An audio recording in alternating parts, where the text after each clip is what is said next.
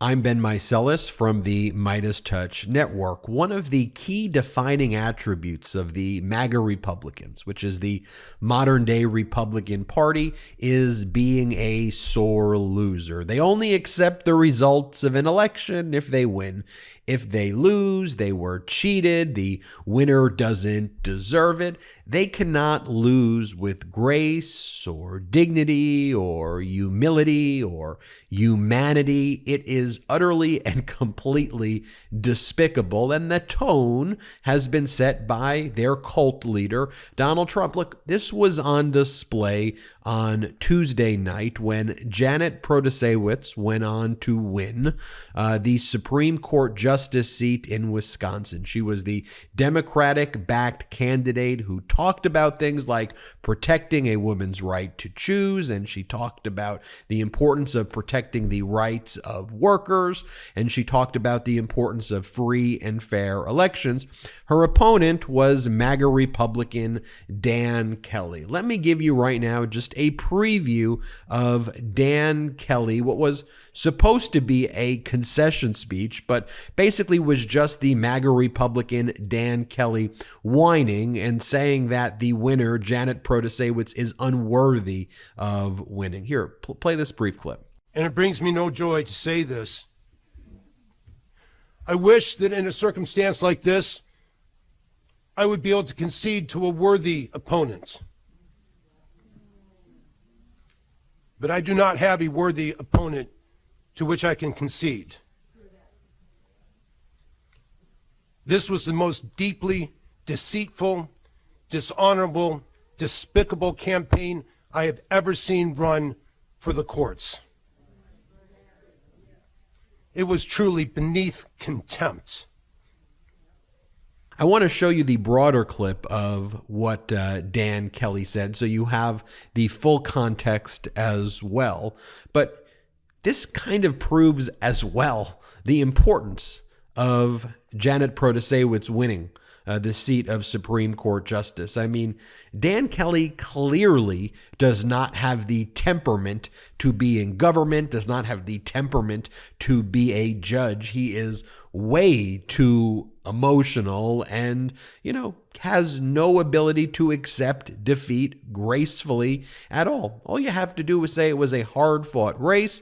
There were winners and losers in every election, and the people of Wisconsin have spoken, and they want Janet Protasiewicz because she represents the interests of the majority of people who don't want MAGA Republican government control over their bodies, stopping equality, stopping workers' right. They don't want that. They just want normalcy, humanity, decency on the court, and real law and order. It should also be mentioned that Mr. Dan Kelly over here, his name came up in one of the January 6th committee depositions as potentially giving advice to Wisconsin legislators who were looking into how could they just tip the scales for Donald Trump to overthrow a free and fair election, which I think a lot of voters are focused on democracy as well as an important issue. Let me play for you now, though, Dan Kelly's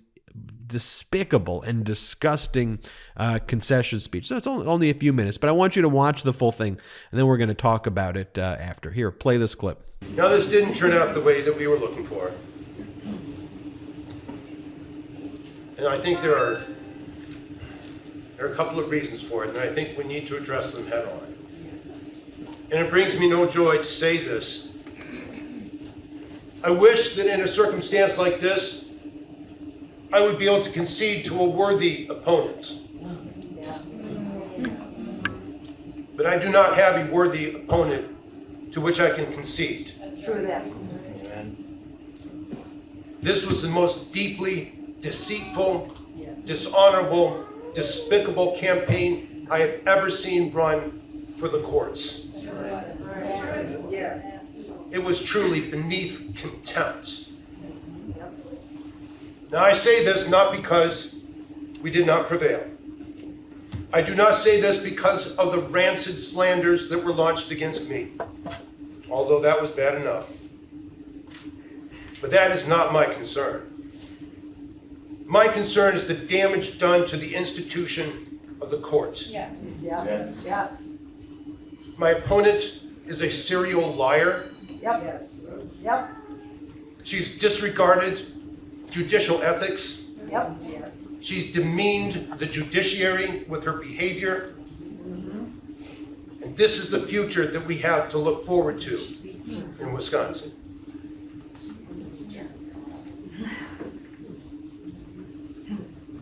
I have been committed to the rule of law my entire career. I understand this to be the most fundamental, basic promise of civilization. And in its heart, it lives in the judiciary, and if not there, nowhere at all. We've had this laid out plainly for us. We could have the rule of law or the rule of Janet. But the people of Wisconsin have chosen the rule of Janet. Now, I respect that decision because it is theirs to make. So I've gone around this great state of ours.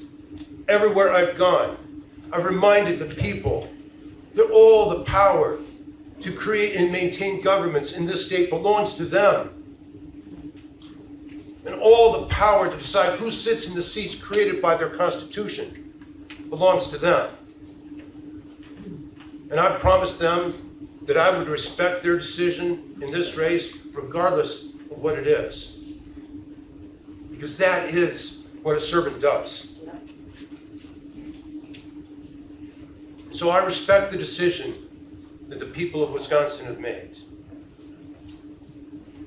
But I think this does not end well. Now, as I look forward, I hope it does end well. This has been a beautiful, beautiful life here in Wisconsin with all of you. And I wish Wisconsin the best of luck, because I think it's going to need it. Thank you. It really, really, really disgusting, that speech right there, right? I mean, you know, when we speak to our kids, when we speak to the, you know, we talk about sore losers and we talk about the important, there are going to be people who win. There's going to be people who lose, you know, and for the Maga Republicans, they just don't believe in free and fair elections anymore. They only believe that the elections work when they win. And if they don't win, you see speeches like the one Dan Kelly gave, or you see what the Maga Republicans do where they claim, oh, it's been stolen from me. Here, just to give you some examples, this is Kari Lake, right? She claims, oh, I didn't lose. It was the cartel. The cartel now controls Arizona because the election was stolen from me. Here, play this clip of Kari Lake. This stolen election, because we didn't do anything after 2020, we allowed another steal. Now we have literally the cartel completely controlling our state. They've taken our government from we the people. I mean, they couldn't get someone like me in office, even though overwhelmingly we won in a landslide. I'm too dangerous to their plan. I throw a wrench in their plan. And then her cult leader, Donald Trump. Here, I could show you Donald Trump lies about his loss each and every speech that he gives, and he claims that he won, which is he lost by 7 million votes. But I want to show you this clip because this is when he goes, well, I actually won Wisconsin. No, you didn't. You actually lost Wisconsin. Play the clip. How much? And we knew that before, but it's fake news. They said Wisconsin. A poll came out, Washington Post, ABC. Just before the election, I'm going to lose Wisconsin by 17 points. I said, no, I'm going to win Wisconsin. Well, actually, I won Wisconsin. They're trying to say he's a little down, but I actually won. But that's called suppression. And here's a clip from, this is Steve Bannon on his propaganda network, and he goes, let me be blunt, the election was illegitimate, Trump won. Play this clip. Let me be blunt. They are illegitimate, Trump won. We're not going to stop 1 second, okay, in every state that were going to decertify this election. And going from one propaganda show to the other, this is Fox talking about Donald Trump's speech, where he talks about how he never lost the 2020 election and how he's going to win 2016, 2020, and he's going to win 3 times in a row. And just watch these Fox losers, what they talk about. Play this clip. And they wanted to hear that there's going to be a Republican in the big chair at the White House in 4 years. Yeah. He went on to say, I think right after that, we may just have to beat them for the 3rd time, right, in allusion to 2016 and 2020. Because he won last time, they just took it away from them. There you go. Exactly. Everyone in the crowd got it right away. You know, here on the MeidasTouch Network, you know, we talk about values. And I think it's very important that we talk about American values, right? Not everybody wins all the time, right? But it is critical and important that we talk about free and fair elections, that we talk about decency, that we talk about humanity, that we talk about intelligence, that we talk about compassion, that we talk about accepting the results of elections. It is important to accept. It is not just important, it is critical. It is existential. And throughout our history, it is only a modern day phenomenon that you have the Maga Republican Party, that they whine and they play the victim when they lose. And I didn't lose, it was stolen from me. You know, their entire political party is analogous to, you know, petulant fascist third graders. And no offense to third graders. It's like everything's about bullying. Everything's me.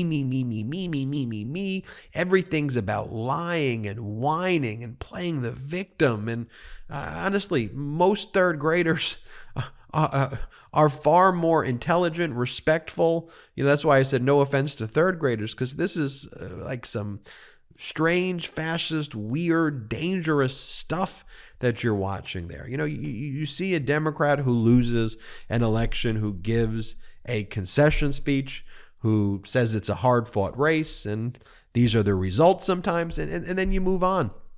Right.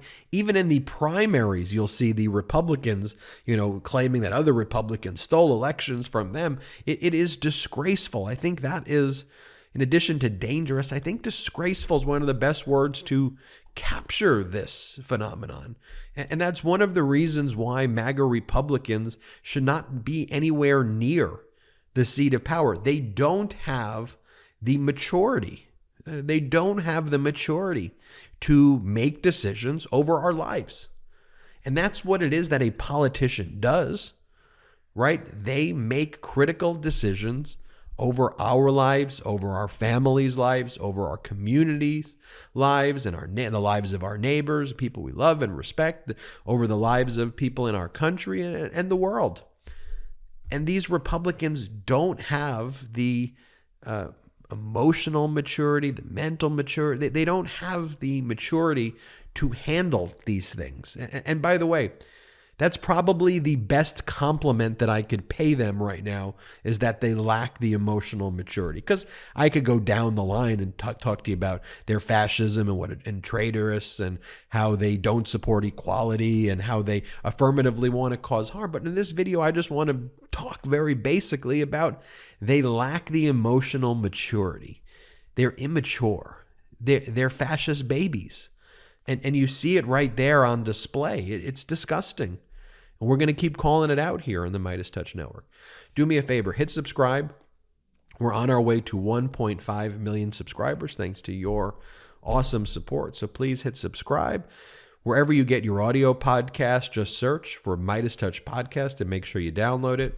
If you want to help fund the network, we're not funded by outside investors. You can go to patreon.com/MeidasTouch, patreon.com/MeidasTouch. And that's about it. But hit subscribe. It's free on our YouTube, and let's get to 1.5 million subscribers. Until next time, I'm Ben Meiselas. Our blue wall stopped the red wave, and election deniers got denied election. That's why we're celebrating with the new Democracy Prevails team. We've got lots of work to do, but we should all be proud that when democracy was tested, democracy prevailed. You've earned this. Don't wait. Get yours right now at store.MeidasTouch.com. That's store.MeidasTouch.com.